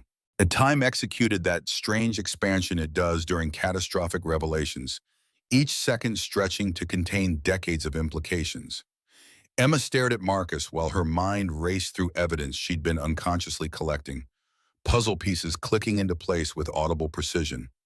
The tattoo, the eyes, the way he'd known exactly how to comfort her during nightmares. The instant sense of recognition she'd felt, but couldn't name. "You're him?" Emma's whisper barely carried across the space between them. "You're the one from the stories?" Marcus nodded, not trusting his voice to cooperate with speech. Emma's volume increased as reality overtook shock. "You're my dad?" "Yes." "You're the phoenix who learned to fly?" Her voice rose towards something between laughter and tears, 9 years of longing finding sudden resolution. "Yes, baby, I'm him." Emma launched herself off the couch with enough force that Marcus barely managed to catch her before momentum carried them both backward. She wrapped around him with desperate strength, small body shaking with sobs that felt like purging years of accumulated grief. "I knew it. When I saw the tattoo, I knew. Mother, I told you I knew." Marcus held her while she cried, his own tears falling unchecked onto her dark curls. "I'm so sorry. I'm so sorry I didn't know about you. I would have been there from the beginning. I swear to you, I would have been there." Emma pulled back just enough to touch his face with small hands, as if confirming his solidity. "You really didn't know?" "I really didn't know. Your mother had reasons, good reasons, that made sense to her. But I promise you I'm here now. I'm not going anywhere. Not ever." Lily had been watching this exchange with tears streaming down her face, but now she found her voice with dawning joy that transformed her expression. "So Emma is my sister? My real sister?" Victoria pulled Lily onto her lap despite the 8-year-old's size, gentleness in every movement. "Yes, sweetheart, your real sister. Same father, different mothers, but absolutely sisters." Lily's grin could have powered electrical grids. She catapulted off Victoria's lap to join the embrace Marcus was still sharing with Emma, wrapping her arms around both of them. "I have a sister!" The three of them tangled together on the floor, Marcus and both his daughters, crying and laughing in equal measure, while Victoria watched from the couch with tears she no longer attempted to hide. Emma noticed after several moments, reaching out one hand in invitation. "Mother, come here, please." Victoria hesitated, clearly uncertain of her welcome after the magnitude of what she concealed. Emma's hand stayed extended, insistent, until Victoria slid off the couch to join them. The circle completed itself, all four bound together by love and lies and the messy truth that families get built from both in unpredictable ratios. Eventually, they migrated to the kitchen table where cookies finally found their purpose. The girls' questions came rapid fire, overlapping each other in their eagerness for information that had been withheld too long. Lily led with the practical. "Why didn't we know before? Why did Emma's mom keep it secret?" Marcus and Victoria exchanged glances, negotiating wordlessly how much truth to share with children who deserved honesty, but also age-appropriate filtering. Victoria spoke carefully. "When I found out I was pregnant with Emma, your mom, Sarah, was still alive. I was scared that telling Marcus would hurt her, would hurt all of you. So I made a choice to raise Emma alone." Lily processed this with visible concentration. "Did my mom know?" Victoria nodded. "Eventually, yes. She and I talked about it. She told me to wait until you were old enough to handle complicated information. She was really smart about stuff like that." Lily's voice carried certainty mixed with the grief that still ambushed her at unexpected moments. She always knew the right time for hard conversations. Emma turned to Marcus with vulnerability visible in every line of her posture. "Can I call you Dad? Or is that just for Lily?" Marcus's vision blurred with fresh tears. "Emma, you already called me Dad, last week during the sleepover when you had a nightmare, and hearing it was the best thing that's happened to me in years." Emma didn't remember but smiled anyway, testing the word consciously now. "Dad?" "Yeah, sweetheart." "Dad!" Louder this time, joy breaking through caution. "I'm right here." "Dad!" Emma's shout carried pure delight, and Lily immediately joined in, both girls calling the title repeatedly until Marcus was laughing and crying simultaneously, holding them while they claimed him verbally in a way that transcended any legal documentation. Emma's expression shifted abruptly to concern. "Wait, does this mean I have to move? Leave Mother?" Victoria's response came fierce and immediate. "No, never. You're mine. You're his, you're ours. We figure this out together as family. Marcus added reassurance with equal intensity. You have two homes now, here in your mom's house. You spend time with both of us. We share you. That's how this works. Relief washed across Emma's features before practical considerations reasserted themselves. So I can sleep over whenever I want. Victoria and Marcus answered in stereo, yes. Both girls exchanged satisfied looks and executed a complicated handshake that suggested they'd been planning contingencies for this exact scenario. Emma's next question came with careful hesitation. Dad, she paused to savor the word, testing how it felt in her mouth. Do I have other family? Grandparents? Marcus smiled despite the emotional exhaustion threatening to overwhelm him. You have my parents in Florida. They already know about you and can't wait to meet you. And you have Sarah's parents too, Lily's grandparents. They're your grandparents now as well. Wonder spread across Emma's face as family expanded in real time, all the relationships she'd been missing suddenly manifesting through revelation. Lily leaned into Emma's side with comfortable possession. Grandma Sarah makes the best snickerdoodles. You're going to love her. Emma turned back to Marcus, then to Victoria, then to both parents with sudden seriousness. There's something I need to tell you about why Mother was scared to tell you about me. Victoria's face went pale with alarm. Emma, we don't need to discuss. Yes, we do. He's my dad now. Dad. He should know. Emma pulled up her sleeve to reveal the medical alert bracelet Marcus had noticed before, but not questioned. I have a heart condition. Genetic. The doctor said they need my father's medical history to treat it right. Mother's been scared because she couldn't give them information without telling you I exist. Marcus's blood went cold despite the warm room. What kind of condition? Victoria took over with visible relief at not having to explain alone. Genetic cardiac arrhythmia. Benign so far, but requiring monitoring. The doctors have been insisting on paternal genetic history for 2 years, and I've been stalling because I couldn't provide it without revealing everything. Marcus delivered the information that made Victoria's remaining color drain completely.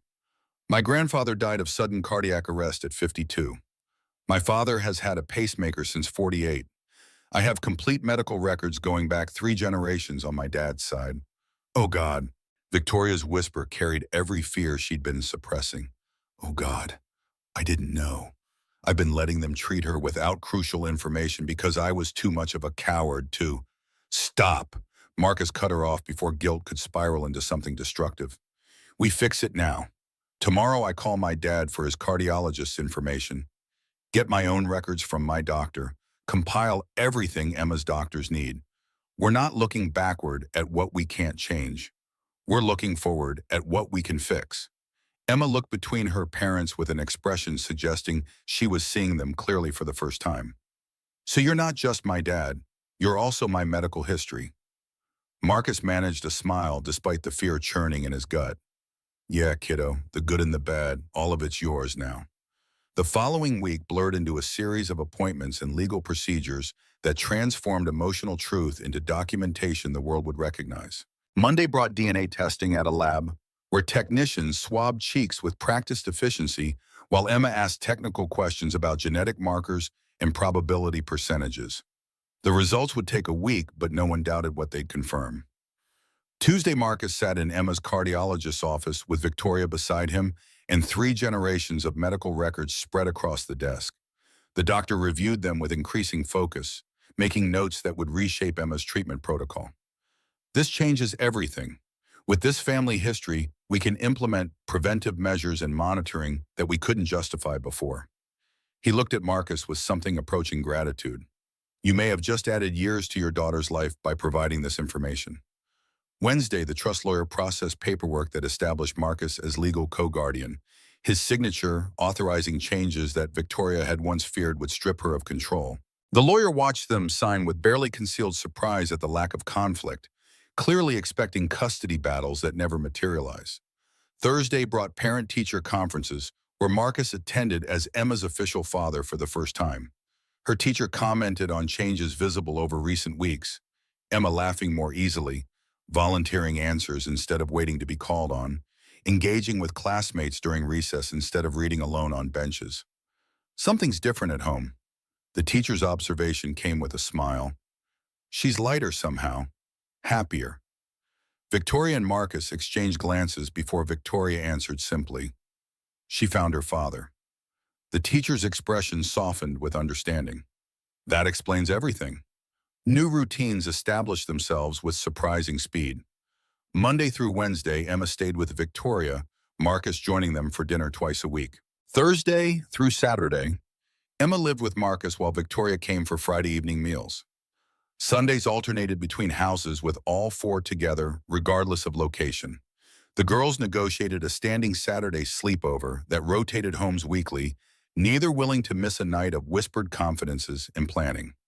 The first serious challenge arrived mid-February when Lily found Marcus in his workshop at midnight, tears streaming down her face in quantities that suggested she'd been crying for some time before seeking him out.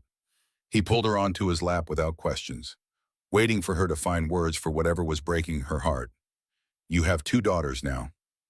Lily's voice came out small and scared in ways she rarely allowed anymore. "Does that mean you love me, Lara?"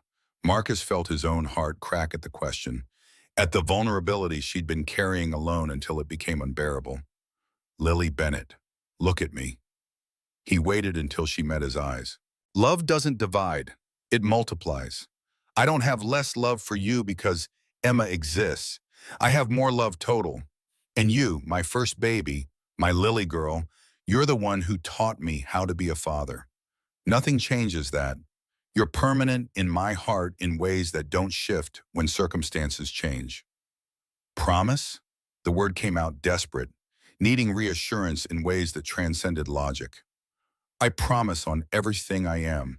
You're my North Star. You always will be." He held her until her tears subsided, until her breathing steadied, until she felt secure enough to return to bed. Emma appeared in the workshop doorway minutes later, having clearly overheard from wherever she'd been lurking. "Am I your North Star too?" Marcus opened his arms and Emma crossed the space to be included in comfort she was still learning to accept. He held both daughters against his chest while they fit themselves around him. "You're both my North Stars. You guide me together." That's how navigation works. You triangulate from multiple fixed points to find your way. "I need both of you to know where I'm going." Victoria had her own moment of vulnerability when she broke down crying over dishes after a Friday dinner, overwhelmed by watching Emma run to Marcus first when excited about a good grade on her math test. Marcus found her in the kitchen attempting to hide tears behind aggressive cleaning. "I've been her only parent for 9 years. Victoria's voice shook despite attempts at control. "Now she runs to you first, calls for you during nightmares, shows you her accomplishments before showing me. I'm losing her." Marcus moved closer but didn't touch, respecting the boundaries she still needed. "You're not losing her. She's gaining. Victoria, look at me."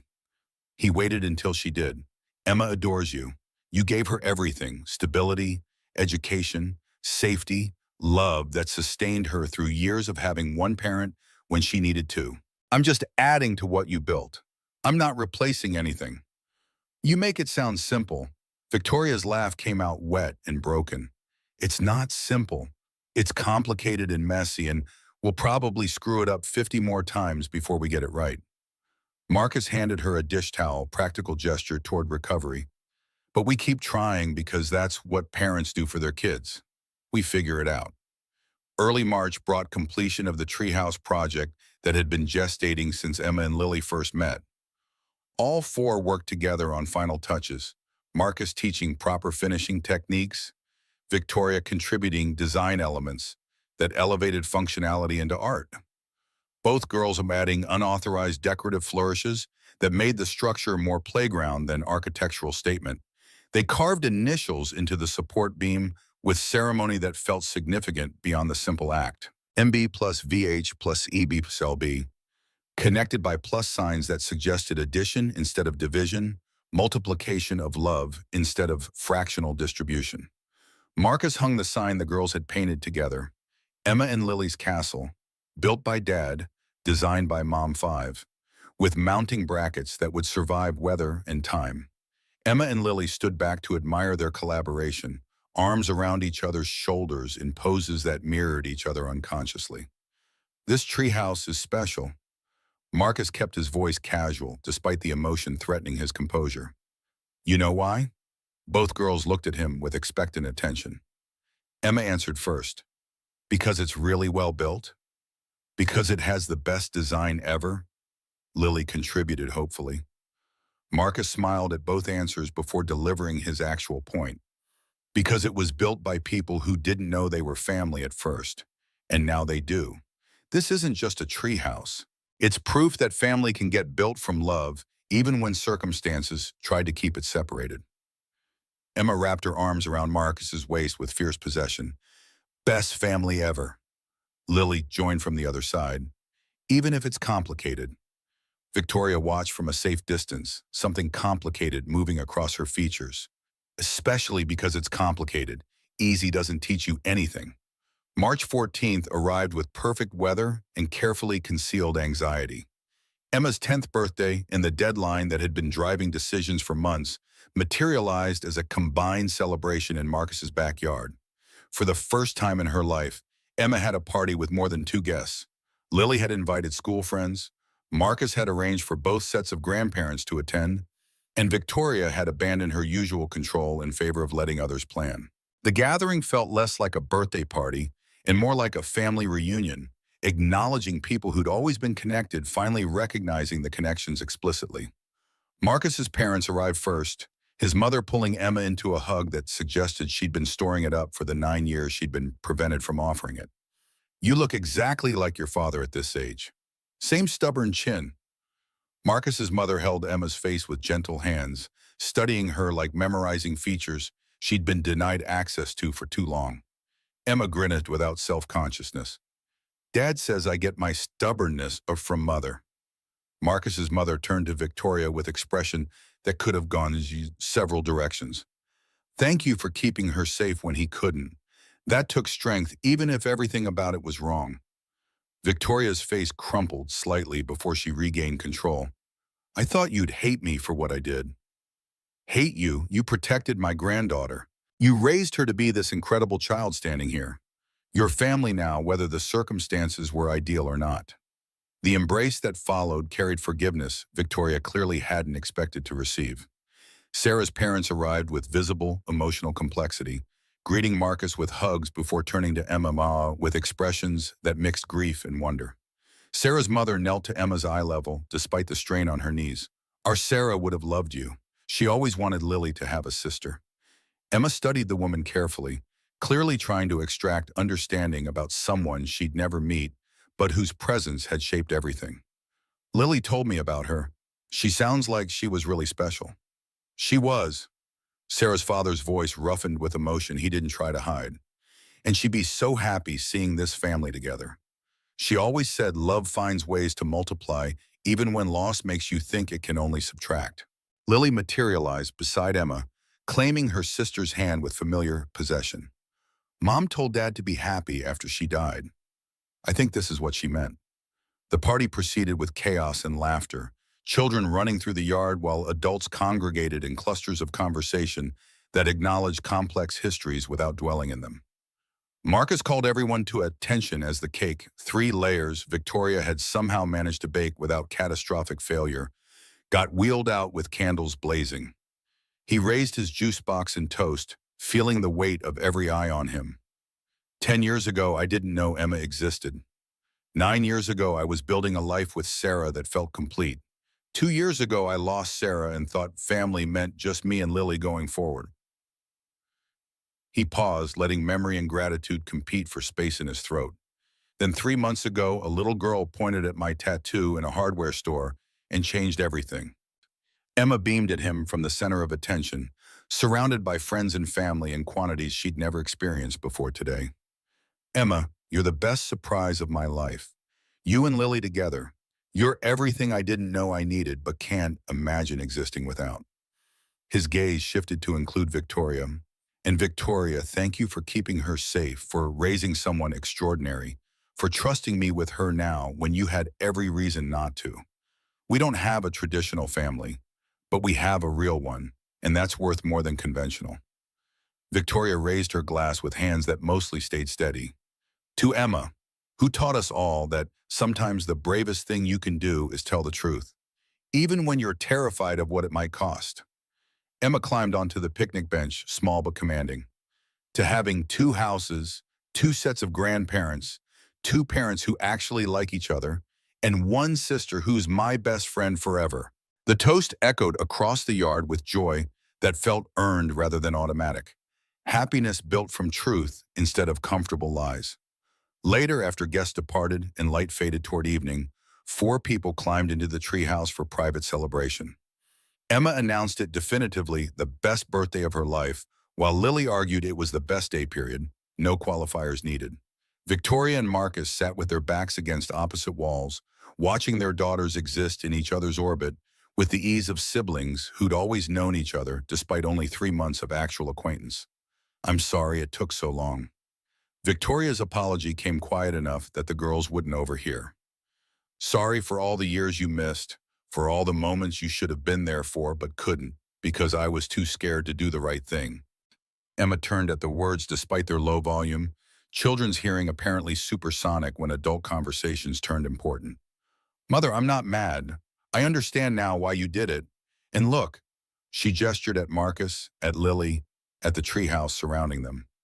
Everything turned out okay. We're together now, and that's what matters. Marcus met Victoria's eyes across the small space, recognition passing between them that they'd somehow managed to avoid completely destroying their children despite catastrophic choices and kept secrets. Not through skill or planning, but through the resilient grace of kids who loved more easily than adults, who adapted faster than their parents, who'd already forgiven what the adults were still processing. 6 months later, September arrived with crisp air and new beginnings that felt symbolic enough to be fictional, except they were happening in measurable reality. Emma's first day at Lily's public school, her choice after a summer of begging to leave private education for something that felt more like actual childhood, brought both girls to the bus stop in matching nervousness. You sure you'll fit in? Lily asked for the dozenth time that morning, anxiety she'd been suppressing finally breaking through. You're my sister. That's all anyone needs to know. Emma's certainty carried weight her previous life had never allowed. Besides, I'm done pretending to be someone I'm not for people who only care about money. Victoria had sold the massive estate, moved into a loft closer to Marcus's neighborhood where she could walk to his house in 10 minutes. The downsizing felt liberating rather than restrictive. Less space to maintain meaning, more time for living in it. Wednesday afternoons found all four in Marcus's workshop, both girls learning advanced joinery while Victoria attempted basic carpentry with mixed results and persistent determination. Emma worked on a bookshelf for her room at Marcus's house, while Lily built a matching one, and someone suggested they should make one for Victoria and one for Sarah's grave, so all the mothers got equal treatment. Marcus had to step outside for several minutes while tears ambushed him with their intensity. Victoria found him on the porch, said nothing, just stood beside him in solidarity that required no words. Saturday morning brought the four of them to Sarah's grave with fresh flowers and a bookshelf Marcus and the girls had built together. Emma knelt beside the headstone, touching it gently like greeting someone she wished she'd known. Hi, I'm Emma, Lily's sister and Dad's other daughter. I wish I'd met you. She paused as if listening for response that wouldn't come. But Lily tells me stories about you all the time, and Dad says you knew about me before you died. Thank you for telling Mother to wait for the right time. I think the timing was actually perfect. Lily joined her at the grave, both girls arranging flowers with careful attention. Marcus and Victoria stood back, giving them space for grief and gratitude that transcended adult complications.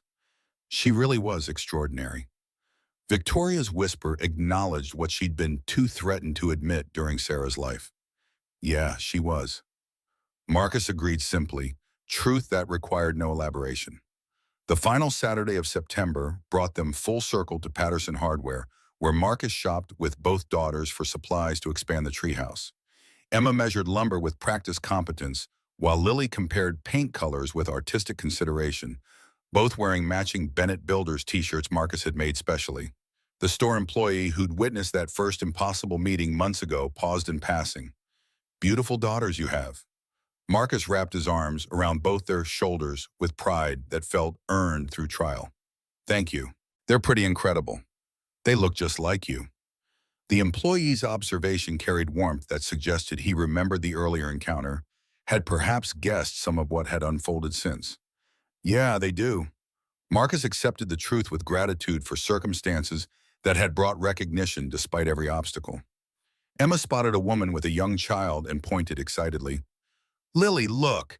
That little girl has a phoenix tattoo just like Dad's. Lily squinted before laughing. Emma, that's a butterfly. Oh, Emma studied it more carefully. Right, still cool though. They moved toward checkout together, Marcus's hands on both their shoulders, family by biology, and choice in ratios that didn't require calculating anymore. His phoenix tattoo caught light as he reached for his wallet, those wings spread in eternal flight that now meant more than the original symbolism intended.